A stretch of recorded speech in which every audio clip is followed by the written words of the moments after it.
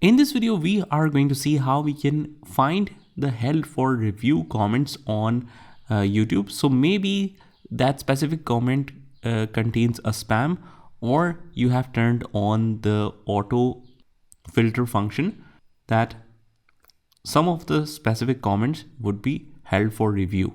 So after that, you want to review and manually allow them to be posted or not.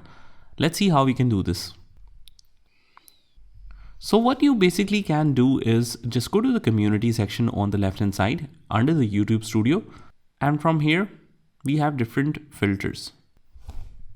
You have the published, post status, or held status. So click on held, apply it, and after that you should be able to see all the comments that are held.